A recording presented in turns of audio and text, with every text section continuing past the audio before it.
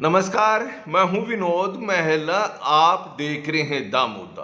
पिछले कई दशकों से ब्राह्मण समुदाय चाहता है कि थानेसर विधानसभा से उनके समुदाय का विधायक बने। दरअसल ब्राह्मण समुदाय की यहाँ सर्वाधिक के वोट हैं, 20,000 के आसपास वोट बताई जा रही है। लेकिन देखिए, यहाँ पर तमाम प्रयास के बावजूद भी ब्राह्मण समुदाय को टिकट नहीं मिल रहा है और पंजाबी समुदाय के नेता यहाँ से विधायक बनते आ रहे हैं। इनमें पूर्व मंत्री अशोक अरोड़ा की बात कीजिए या फिर सुभाष सुधा, जो भारतीय जनता पार्टी के टिकट पर 2 बार विधायक बने हैं। इस दफा जय भगवान शर्मा ने थानेसर विधानसभा से चुनाव लड़ने की इच्छा जाहिर की और ब्राह्मण समुदाय को लगा कि इस दफा बात बन सकती है। बेशक उनको टिकट नहीं मिला हो, लेकिन आज़ाद प्रत्याशी के तौर पर भी जय भगवान शर्मा चुनाव लड़ेंगे तो निश्चित तौर पर यह त्रिकोणीय मुकाबला बनेगा। हो सकता है कि जय भगवान शर्मा यहाँ से चुनाव जीत जाए। जय भगवान शर्मा ने टिकट वितरण से पहले काफ़ी प्रयास किए कि थानेसर विधानसभा से उन्हें टिकट मिल जाएगा, लेकिन उनको टिकट नहीं मिला। हालांकि उन्होंने थानेसर शहर की गली गली में जाकर और गांव के चौपालों में जाकर ब्राह्मण समुदाय को लामबंद करने का प्रयास किया और इसमें वो सफल भी रहे। कई पंचायतें ब्राह्मण समुदाय की हुई हैं और ब्राह्मण समुदाय ने भी उनका डटकर साथ दिया। तो कहीं ना कहीं अब देखें, जय भगवान शर्मा डीडी थानेसर का जो रन था उनको छोड़ चुके हैं और कहीं ना कहीं देखें तो ब्राह्मण समुदाय को 20 मझदार के वो पिहोवा जा चुके हैं।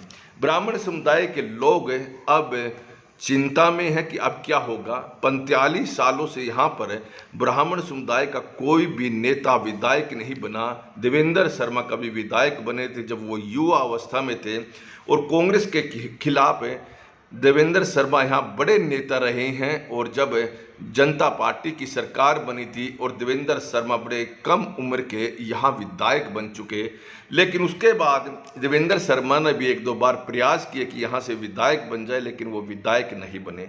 तो पिछले अगर कई चुनाव देखे, यहाँ किसी भी ब्राह्मण समुदाय के नेता ने हिम्मत नहीं की चुनाव लड़ने की। हालांकि देखें, यहाँ ब्राह्मण समुदाय की सर्वाधिक वोट हैं, 20,000 या 22,000 के आसपास बताई जा रही है, लेकिन किसी ने भी, ना तो किसी पार्टी ने ब्राह्मण समुदाय के किसी नेता को टिकट दिया और ना ही किसी ब्राह्मण समुदाय के नेता ने यहाँ से आज़ाद प्रत्याशी के तौर पर चुनाव लड़ा। यह बात अलग है।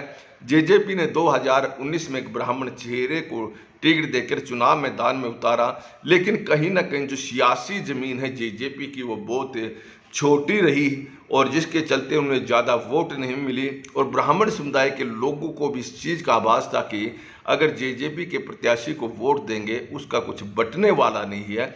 ऐसे में ब्राह्मण समुदाय का वोट या तो फिर कांग्रेस के प्रत्याशी अशोक अरोड़ा के पास गया या फिर भारतीय जनता पार्टी के प्रत्याशी सुभाष सुधा के पास गया।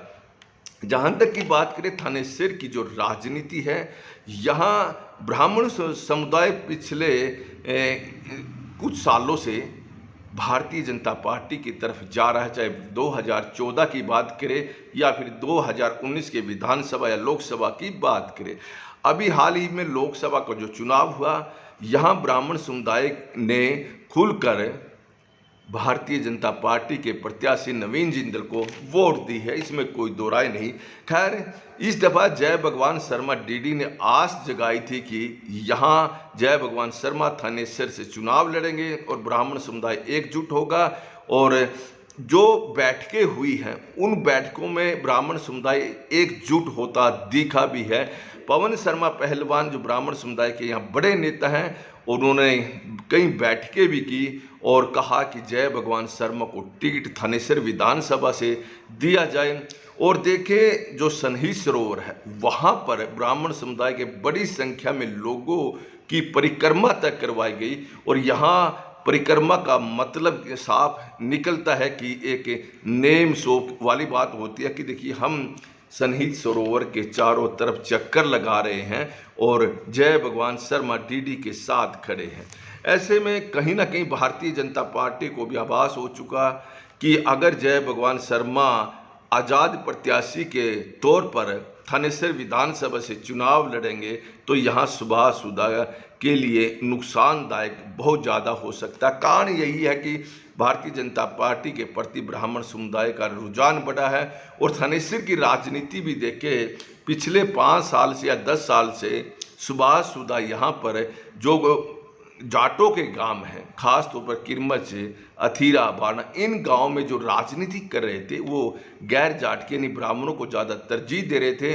और इन गांवों में सुभाष सुधा ने जो ब्राह्मण समुदाय के जो आप उनके समर्थक रहे हैं उनको सरपंची के चुनाव में भी उतारा और बारना गांव में तो सरपंच बनाया भी।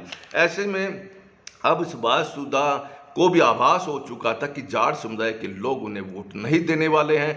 जहां तक कि बात करें, उनको उम्मीद यही थी कि ब्राह्मण समुदाय तो उनके साथ खड़ा है, लेकिन अब जय भगवान शर्मा डीडी जब खड़ा हुआ तो इन गांव के ब्राह्मण भी कहीं ना कहीं जय भगवान शर्मा के साथ लग गए थे और यह एक बड़ा झटका सुभाष सुधा के लिए माने जाने लगा। खैर, सुभाष सुधा ने भी बड़ा गेम खेला और राजनीति के वो बड़े खिलाड़ी निकले। तो पिहोवा से जहां कमलजीत अजराना को टिकट दिया, उनका विरोध वहां पर हुआ तो जय भगवान शर्मा को वहां पर टिकट दिलवा दी। बताते यही है कि इस टिकट दिलवाने में कहीं ना कहीं सुभाष सुधा का बड़ा रोल रहा है और सुभाष सुधा चाहते थे कि जय भगवान शर्मा को किसी न किसी विधानसभा में टिकट दिलवाया जाए। और मुख्यमंत्री नायब सिंह सैनी उनके खास मित्र हैं और इसका फायदा उन्होंने उठाया। जय भगवान शर्मा को पिहोवा विधानसभा से टिकट दिलवा दिया। कमलजीत अजराना को जो टिकट मिला था उन्होंने वापस कर दिया। पार्टी का प्रेशर बढ़ा और देखे मौके की निजाकत देखे तो यहाँ कमलजीत अजराना की खिलाफत बहुत ज़्यादा हो रही थी और इसका फ़ायदा कहीं ना कहीं सुभाष सुधा ने उठाया और वहाँ जय भगवान शर्मा डीडी को कमल का फूल दे दिया। और अब देखिए जय भगवान शर्मा वहाँ पर चुनाव लड़ेंगे। 2014 में भी जय भगवान शर्मा ने चुनाव पिहोवा विधानसभा से लड़ा।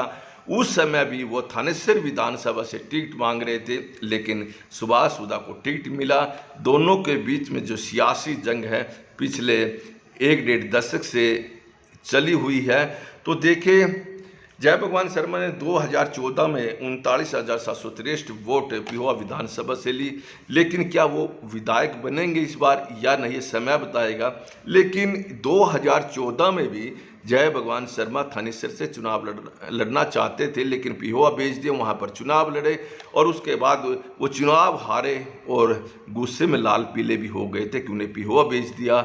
और देखिए उसके बाद उन्होंने पार्टी तक छोड़ दी थी और जेजेपी में चले गए थे और जेजेपी के चिन्ह पर उन्होंने 2019 में लोकसभा का चुनाव लड़ा और बहुत कम वोट आए। उसके बाद उन्होंने जेजेपी से अलविदा कह दिया था। खैर, अब क्या होगा? जय भगवान शर्मा पिहोवा विधानसभा से चुनाव लड़ने के लिए तो चले गए, लेकिन थानेसर के ब्राह्मणों का क्या होगा? अब लोग तो यही चर्चा कर रहे हैं कि जय भगवान शर्मा ने ब्राह्मण समुदाय को बीच मझदार छोड़ दिया है और भविष्य में ब्राह्मण समुदाय की चिंता बढ़ा दी है, क्योंकि अब कौन हिम्मत करेगा कि एक बार फिर ब्राह्मण समुदाय को इकट्ठा करे, अगले चुनाव में बात 29 की करे या उसके बाद की। कारण यही है कि ब्राह्मण समुदाय के लोग फिर कहेंगे कि देखिए जय भगवान शर्मा ने इकट्ठे किए थे, वो भी छोड़कर चले गए। अगर यहाँ से कोई नेता 29 में या फिर उससे आगे चुनाव लड़ने की बात कहेगा तो ब्राह्मण समुदाय के लोग ही कहेंगे नहीं, आप लोग बीच मझदार में छोड़कर चले जाते हो। और यहाँ ये जो बात मैं रख रहा हूँ ये ब्राह्मण समुदाय के लोगों के बीच में चर्चा पूरी तरह से बनी हुई है। और देखें तो इसका फायदा किसको होगा? ब्राह्मण समुदाय का वोट बीजेपी की तरफ जाता है, लेकिन जो शहरी ब्राह्मण समुदाय का वोट अच्छा खासा कहीं ना कहीं व्यक्तिगत तौर पर पूर्व मंत्री अशोक रोड़ा के साथ जुड़ा हुआ है और वो अशोक रोड़ा को वोट देते भी आ रहे हैं। लेकिन जो ग्रामीण वोट बैंक है निश्चित तौर पर वो सुभाष सुधा के साथ जाता है और हो सकता है कि जय भगवान शर्मा डीडी या पिहोवा चले गए तो अब यह वोट सुभाष सुधा की तरफ चला जाए। लेकिन जो ब्राह्मण समुदाय का नेतृत्व कर रहे थे पवन शर्मा पहलवान, उनके भाई अशोक शर्मा आज अशोक अरोड़ा का समर्थन करेंगे। थोड़ी देर बाद एक कार्यक्रम होगा। तो देखिए, ऐसा माना जा रहा है कि अगर पवन शर्मा पहलवान का प्रभाव ब्राह्मण समुदाय में अच्छा खासा है, अगर ये अशोक अरोड़ा के साथ आते हैं तो निश्चित तौर पर कहीं ना कहीं फायदा उन्हें मिलेगा। लेकिन एक बात ध्यान में रखना, क्योंकि गांव के अंदर जो खास तौर पर जो जाट बेल्ट है, वहाँ जो ब्राह्मण समुदाय का वोट है वो वोट सुभाष सुधा की तरफ जाएगा, इसमें कोई दो राय नहीं। ऐसे में जय भगवान शर्मा के पिहुआ जाने के बाद निश्चित तौर पर कुछ फायदा सुभाष सुधा को मिलता जरूर नजर आ रहा है, और इसी फायदे के लिए सुभाष सुधा ने जय भगवान शर्मा को पिहुआ विधानसभा से टिकट दिलवाई है। और कह सकते हैं कि एक तीर से दो निशाने सुभाष सुधा ने साध लिए हैं। पहली बात कि इसी चुनाव में उन्होंने जय भगवान शर्मा को थानेसर से निकालकर पिहुआ भेज दिया, यानी अब यहाँ ब्राह्मण समुदाय की वोट सुभाष सुधा के पास भी अच्छी खासी जाएगी। दूसरा, जो भविष्य की राह है, भविष्य में चाहते हैं सुभाष सुधा उनके बेटे की राजनीति बनी रहे और वो अपने बेटे को विधायक बनना भी देखना चाहते हैं। इस दफ़ा सुभाष सुधा चुनाव लड़ रहे हैं, हो सकता है कि अगले चुनाव में उनके बेटे चुनाव लड़े और ब्राह्मण समुदाय का कोई नेता यहाँ पर उभरे, उनका रास्ता भी खराब कर दिया, यानी उनके बेटे साहिल सुधा की राह आसान कर दी है।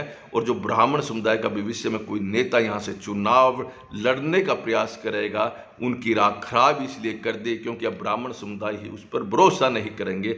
और पवन शर्मा पहलवान ने जब एक बैठक की थी, उसमें उन्होंने साफ कहा था कि देखिए, वोट हमारी हैं और यहाँ विधायक दूसरे समुदाय का बनते आ रहे हैं। ऐसे में 45 साल से जो सूखा पड़ा हुआ है कि थानेसर विधानसभा में कोई ब्राह्मण समुदाय का नेता विधायक नहीं बना, उस सूखे को वो तोड़ना चाहते थे और ब्राह्मण समुदाय का यहाँ से विधायक देखना चाहते थे। लेकिन अब ब्राह्मण समुदाय के वो मंसूबे वो पूरी तरह से ध्वस्त हो चुके हैं और कारण साफ है कि यहाँ ब्राह्मण समुदाय का कोई नेता चुनाव नहीं लड़ रहा है। ऐसे में भारतीय जनता पार्टी की तरफ कुछ ब्राह्मण जाएगा और कुछ ब्राह्मण पूर्व मंत्री अशोक अरोड़ा की तरफ जाता दिखाई दे रहा है।